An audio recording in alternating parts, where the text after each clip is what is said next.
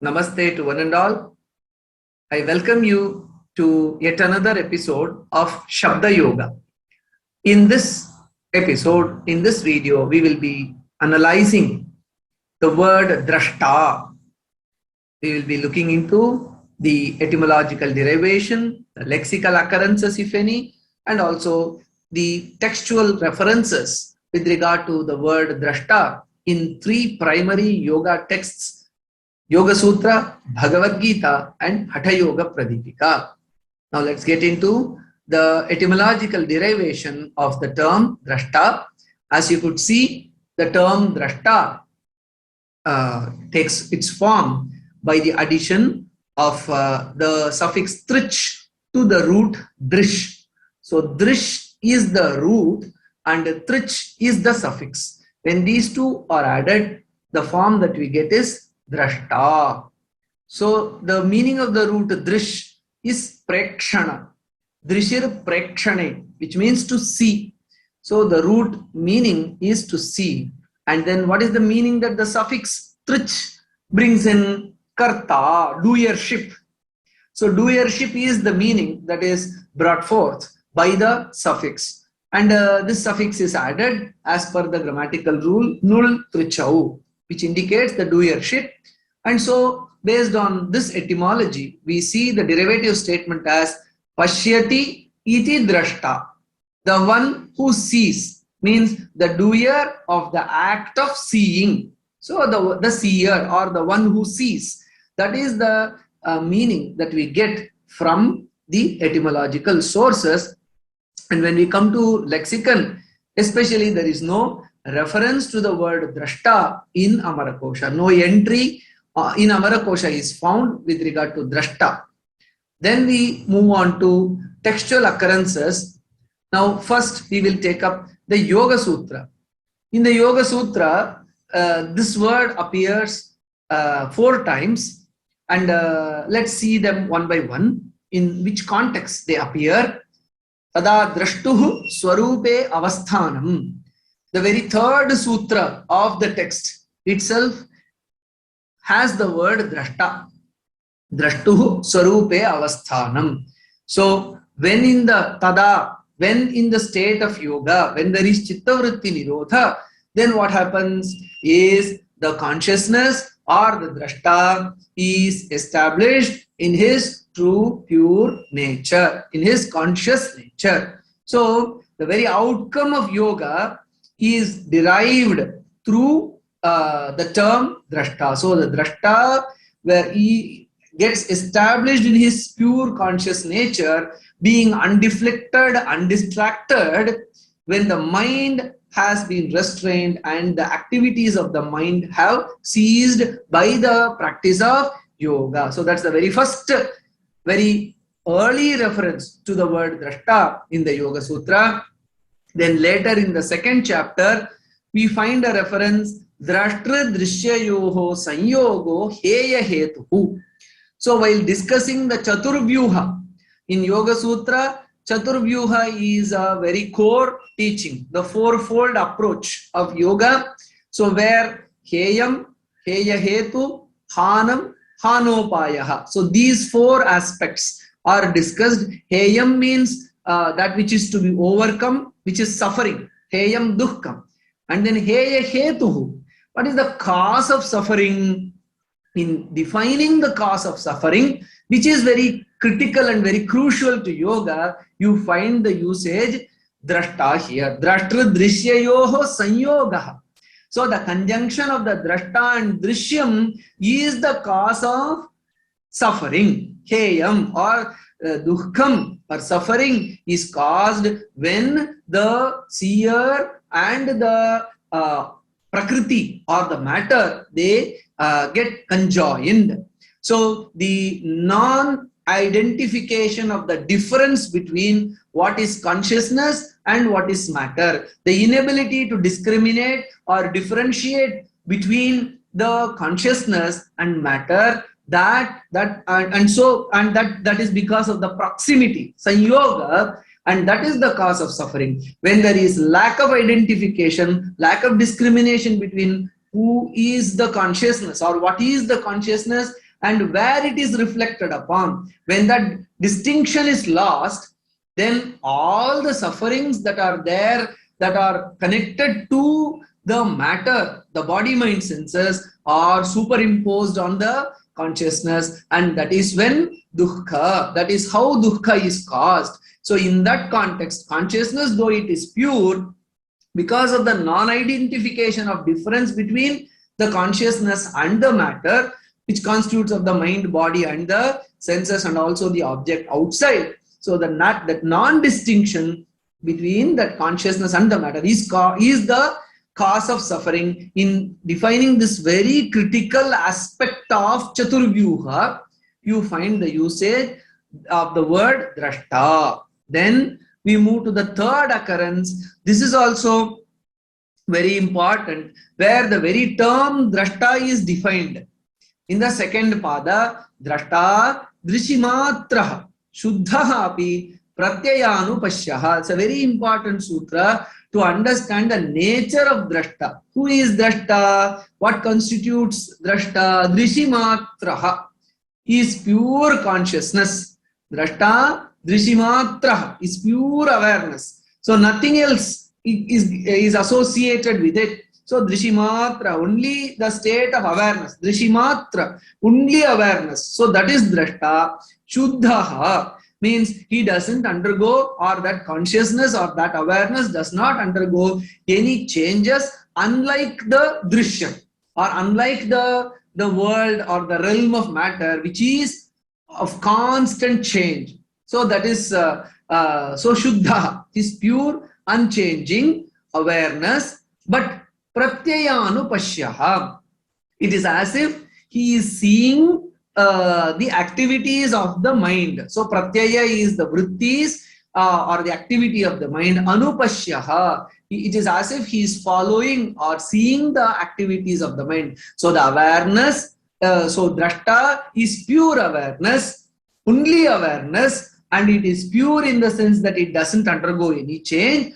but it is as if it watches the activities of the mind. So this Pratyayānupashyaha is clarified by sage Vyasa. He says, Pratyayam Bauddham Anupashyati. So the activity of the Buddhi or the Chitta is watched as if by the Drashta or the pure awareness. Tam Anupashyan Atadatmapi Tadatmakahaiva Pratyavapahasate. Though that is the seeing here refers to that the reflection on the matter. So tadatmakahaiva pratyavabha atadatma, though that consciousness is not one with the matter, atadatmakaha tadatmakahaiva pratyavabhasate. So it gets mixed with the matter activities of the mind, and then it is as if he is watching, or the consciousness becomes part of the activities of the mind.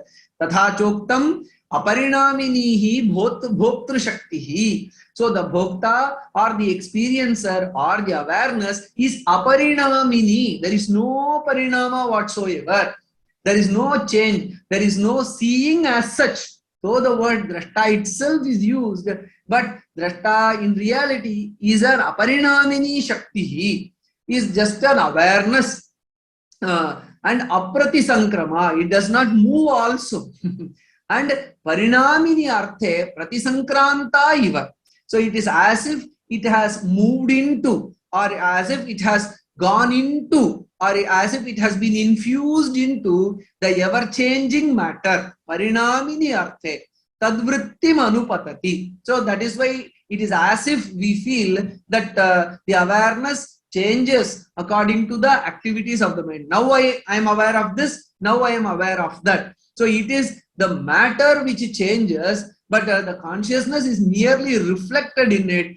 In reality, the consciousness is an aparinamini shaktihi, unchanging power of mere awareness. So that gets reflected into the ever-changing activities of the mind. So one gets deluded about the nature of Drashta, and that leads to all kind of suffering. So this Drashta, definition of Drashta has three aspects in it.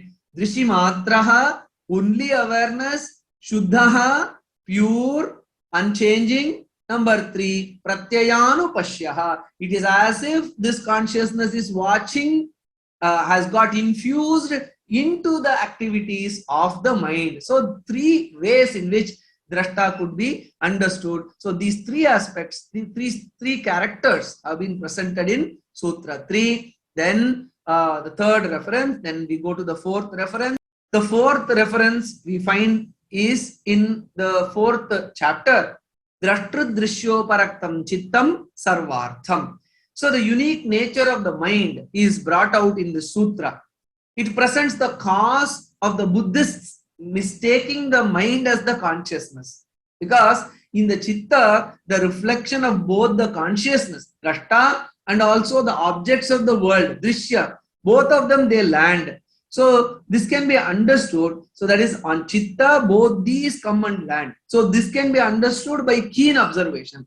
Unable to separate the reflection of the consciousness in chitta, the Buddhists seem to confuse the chitta to be the consciousness. So this seems to be the observation that we can understand from this sutra 4.23.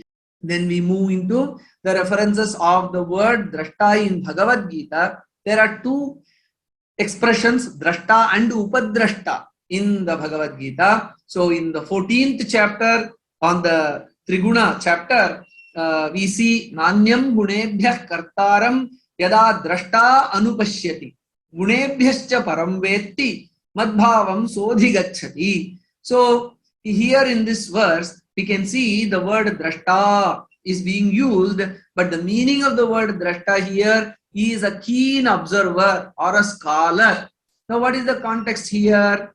So, in this shloka, we see in previously the various activities of the gunas are discussed, and then a keen observer, it is stated by Bhagavan Krishna that a keen observer sees that everything in essence is done by the gunas only. So the kartrutva, the doership of various actions, they lie with the gunas only. And then when this is understood, all activities are connected only with the gunas, and there is someone beyond the gunas who is unchanging.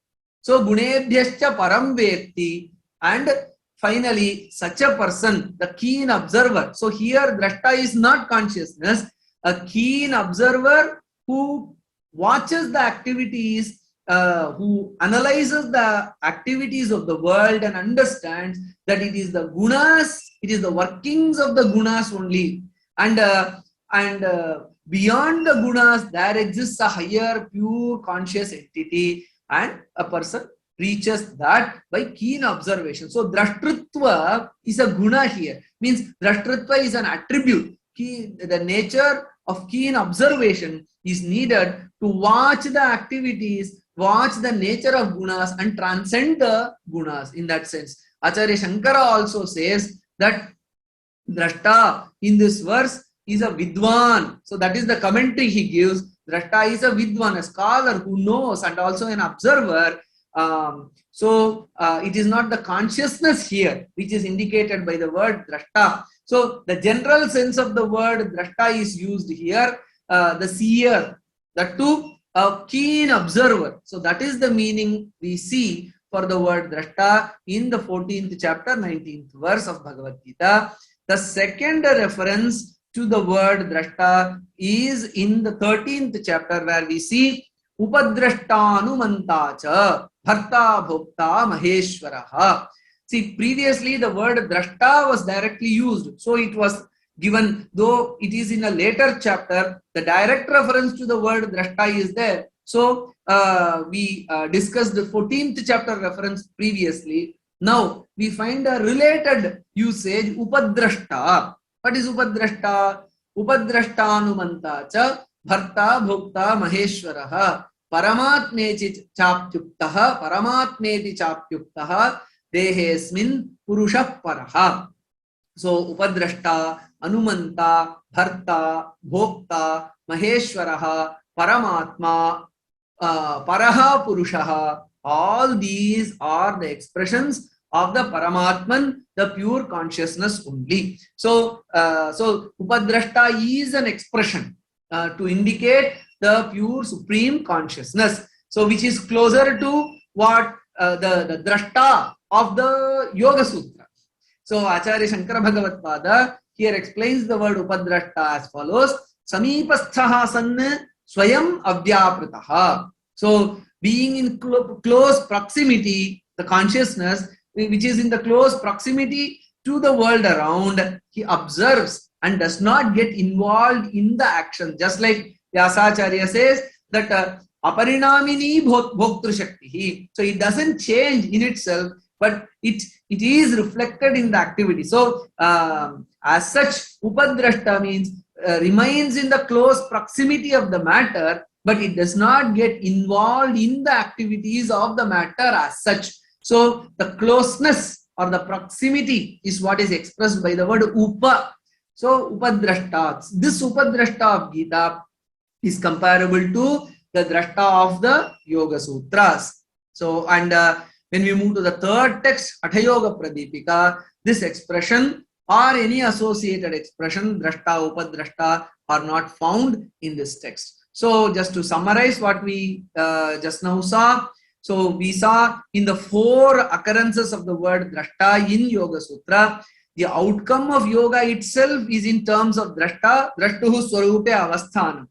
And then we also saw that when the Drashta is in conjunction with the Drishyam, so that is the cause of suffering. So the non-discernment of the difference between the consciousness and the matter, so that is the cause of suffering. Again, another very crucial point. And then the nature of Drashta in 3 aspects, Shuddhaha, Pratyayanupashyaha and Drishimatraha. These 3 aspects of Drashta was defined. And then finally, how the mind merely reflects the consciousness and the mind itself is not consciousness. So that is clarified to contrast the views of the Bauddhas. So these 4 views from the Yogasūtras. Then the word Upadrashta, another expression for the yogic Drashta. And then in Bhagavad-gītā, and Drashta also means a scholar, a keen observer of the activities of the gunas. So in that sense also the word Drashta is used in Bhagavad-gītā. And interestingly, we see Hatha Yoga literature does not use the word Drashta to indicate consciousness. So it is not the Kaivalya kind of state or the Drashta being established in his pure nature. That discussion, that description does not occur in Hatha Yoga. So that is a very important point to be noted with regard to the discussion on the term Drashta. So by this activity of Śabda-yoga, we could see the various contexts, the various connections, the philosophical implications that the word Drashta brings in. How critical, how crucial is it? It is in the context of the yoga philosophy. We could see all the various shades and contexts of the usage of the term Drashta was brought about by this discussion on the word Drashta through the activity of Śabda-yoga. Namaste.